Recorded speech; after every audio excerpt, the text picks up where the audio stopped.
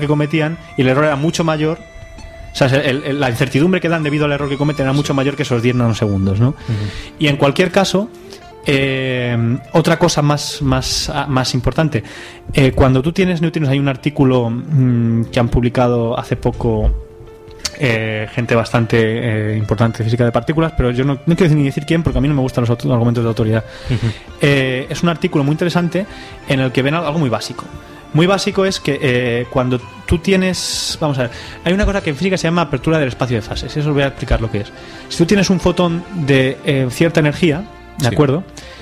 Puedes crear un par de partícula-antipartícula, por ejemplo. Pero ¿qué ocurre? Tiene que tener más energía, ¿vale?, que la suma de las masas de las partículas que creas.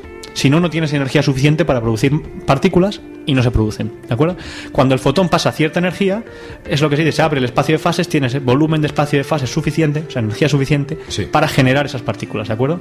En el caso de los neutrinos, si los neutrinos son sublumínicos, o sea, van más lentos que la velocidad de la luz, hay...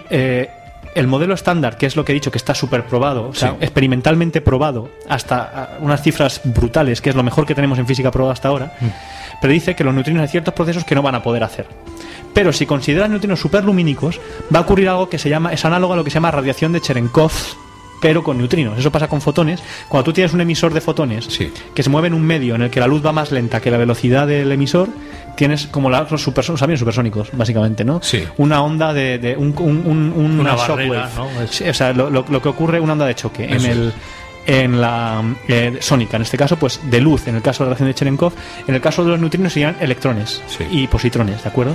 Si tú dejas a los neutrinos ir más rápido que la luz, el modelo estándar predice que van a empezar a emitir electrones y positrones de tal manera que iban a llegar a Gran Sasso, al laboratorio donde se medía, con menos energía de la que han registrado. O sea, no han detectado variación de energía y han dicho, bueno, entonces tú estos fenómenos en los que perdería energía, o sea, de ser cierto, no solamente estás diciendo que te metes en relatividad especial, te metes con el modelo estándar también, o sea, te metes con algo más fuerte que decir eso de relatividad, ¿no? Todo eso junto, la comunidad científica ahora mismo lo que piensa, en su mayor mayoría, y estoy hablando de la gente que trabaja en esto, es dejando la duda abierta para que se mire con todo el cuidado del mundo. Pero creo que, digamos, la impresión general, la intuición general es de que esto es un error sistemático, incluso de los que han hecho el experimento, ¿eh? Vas a encontrar, por supuesto, gente muy buena que está como encantadísima de que ocurra. ¿Por qué? Porque hay gente que ha trabajado en modelos de, por ejemplo, dimensiones extra y cosas que permiten este tipo de cosas. Bueno, si nos ponemos puristas, hasta la relatividad general permite este tipo de cosas. Podías haber considerado que un neutrino de alta energía, por algo que no conocemos, abre un agujero de gusano, algo parecido a eso, y se toma un atajo, ¿no? Y pasa, y por eso tarda menos. No quiero decir eso, estoy diciendo por decir que son cosas que están ahí, que no hay que salirse de la teoría actual para explicar si pasara de verdad. Puede ser más sencillo incluso.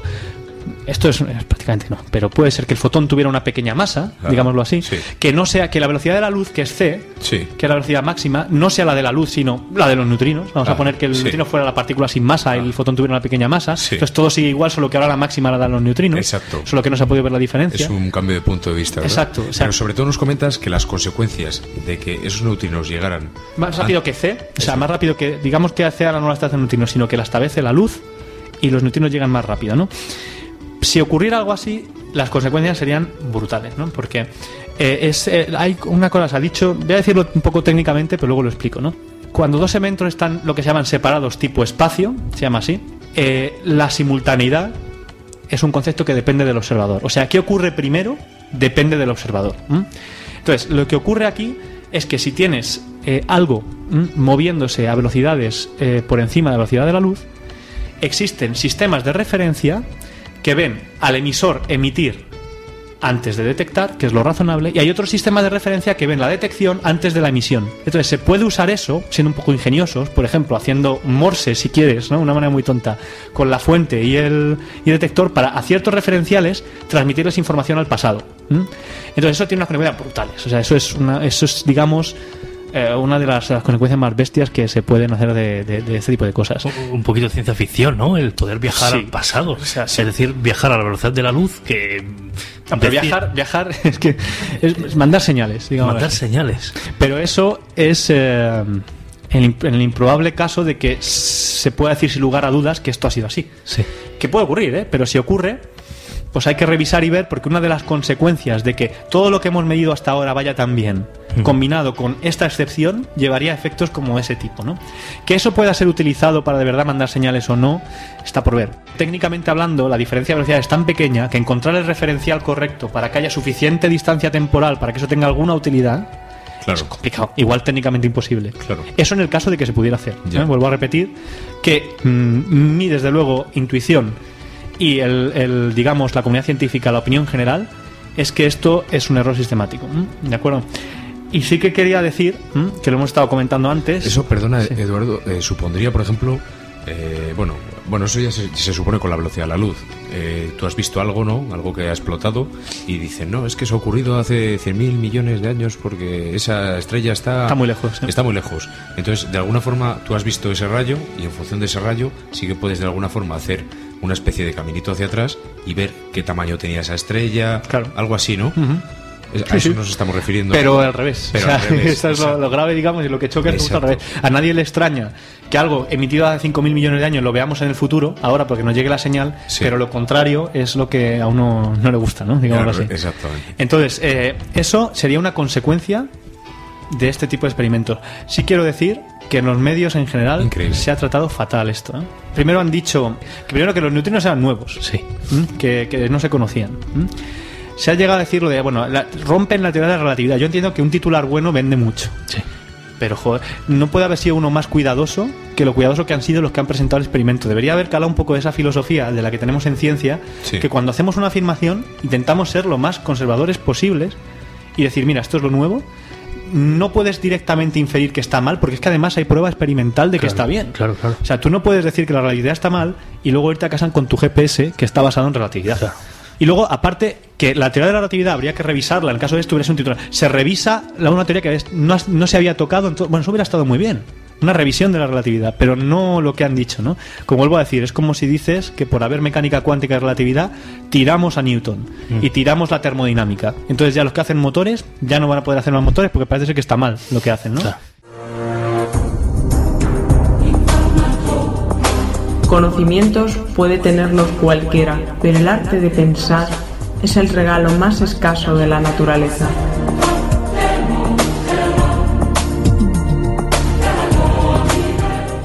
Qué curioso. Bueno, entonces esa es una de las cosas. Luego, se ha hecho muchísimo, se ha contado muy mal esto del signalear al pasado, de mandar señales al pasado.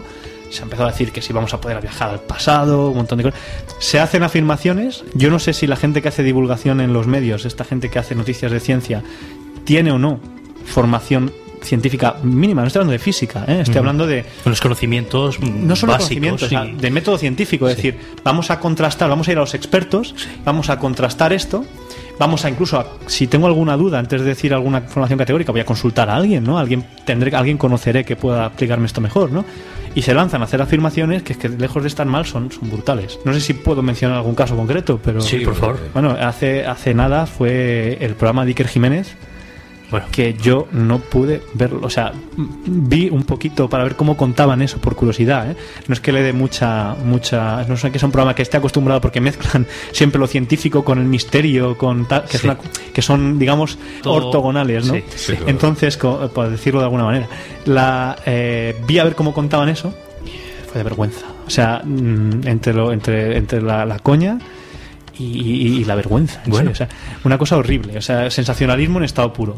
Entonces a mí me duele que se haga esto, porque en física lo que necesitamos es que se transmita bien lo que hacemos, se demistifique un poquito lo que hace la gente en ciencia, porque tiene la sociedad en general, sí que yo personalmente noto que tiene como rechazo a lo que se hace en física. Igual cosas como medicina y biología puede entenderlas mejor, pero se niega, digamos, a intentar entender los conceptos más básicos de este tipo de cuestiones, y lo que dicen los medios sobre ciencia, sobre física en concreto, es como una especie de Biblia, ¿no?